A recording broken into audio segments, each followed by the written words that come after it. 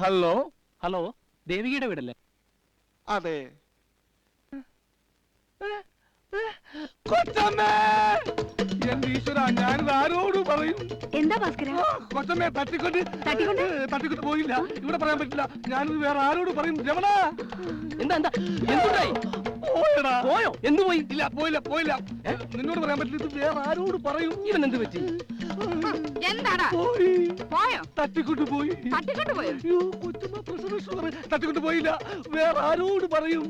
വാര്യർ സാറേ, പോയില്ല.